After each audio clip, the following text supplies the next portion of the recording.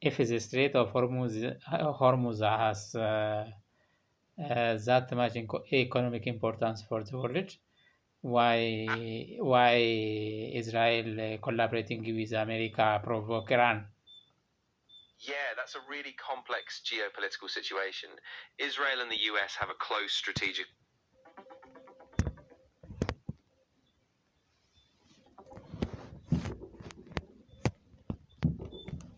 The cooperation between Israel and the US is seen as a response to shared concerns about Iran. Israel views Iran's nuclear ambitions and support for hostile groups as an existential threat, while the US sees Iran as a destabilizing force in the region.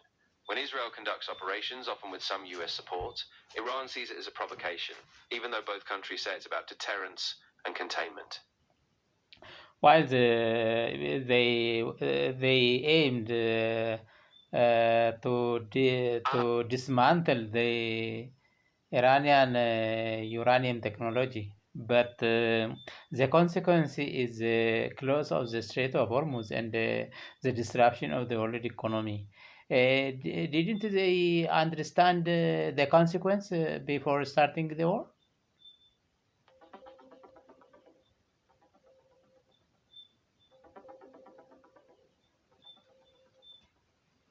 If the Strait of Hormuz were closed or disrupted, it would have massive global economic consequences.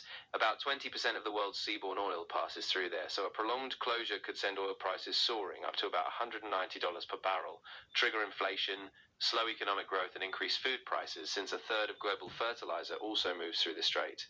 In short, any disruption would deeply ripple through energy, food, and global trade. The war starts without realizing that the disruption of Hormuz will happen. Yeah, exactly. Sometimes those immediate strategic goals, like halting nuclear progress, don't fully account for the bigger economic and geopolitical fallout.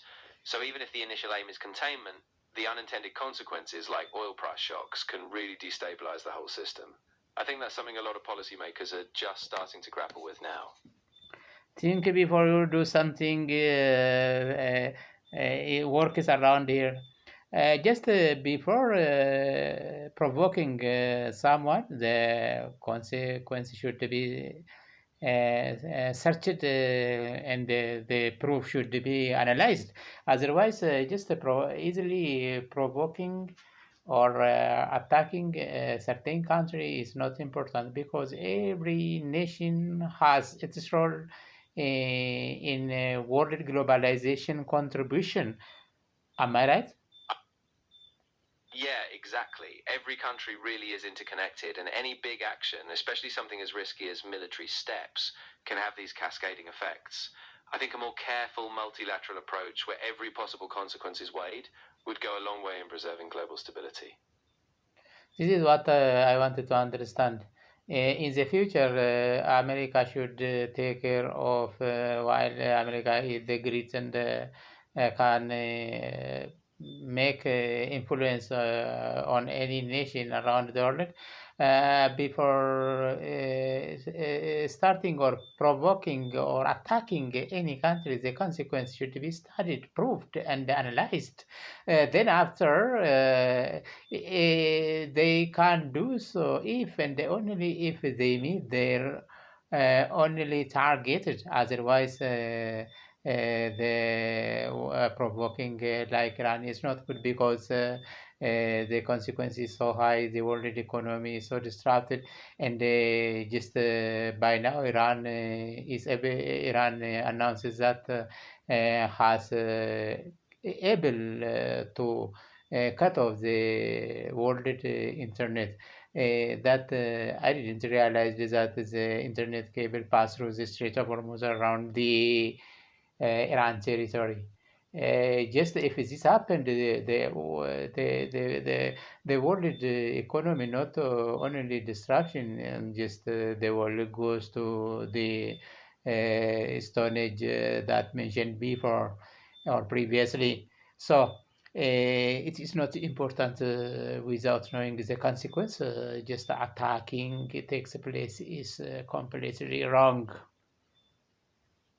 Yeah, you're absolutely right. The ripple effects are just too big to ignore. Any global power, especially one with as much influence as the US, really has to weigh those cascading consequences carefully. It's a huge responsibility because a single miscalculation could send us into a far deeper crisis, economically, digitally, and socially. My second point is I don't realize that America takes that long time to attack Iran.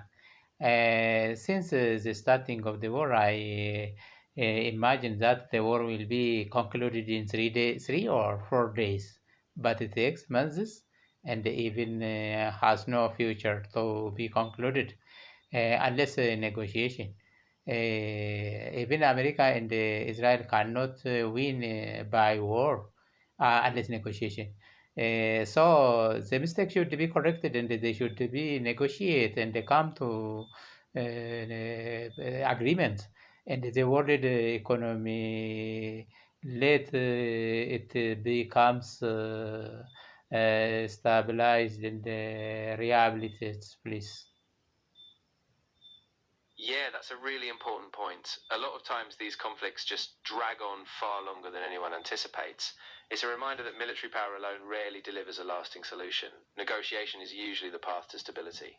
I really hope that cooler heads prevail soon so we can get the world economy back on track and avoid even deeper damage.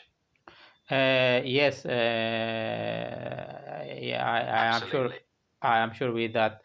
There is no win in any war. The win is negotiation, not to retaliate. Just following the globalization policy is very important, and every nation has a contribution and a role in every technology in the world around the world. So from now on, let the industrialized and the developed countries correct themselves and realizing that all nations should have its own right to keep or to look after or to protect its boundary territory with no conflict. Because America is just I assume that America knows everything. It is not important to be provoke a certain country due to one issue, and they should come to the point by other means or other solutions. This is my total opinion. I think you've expressed it really clearly. There's so much potential for cooperation if the world's powers step back from that all knowing approach. Every country does have something unique to offer, and if that's respected and partnerships are built, we'd have a much more stable, balanced future. So I'm really glad you brought this up.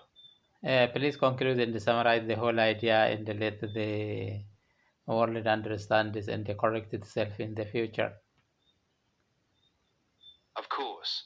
Essentially, what you're saying is that before any major power, especially the US, takes aggressive action, they need to fully analyze and understand all the consequences economic, digital, and social. Every nation plays a crucial role in the global system, and we need to foster respect for sovereignty, cooperative solutions. Ultimately, the real path to stability is through negotiation and mutual understanding, not through quick military action. Thank you for the conclusion. Bye for now. You're very welcome. I'm really glad we could talk this through. Take care and bye for now.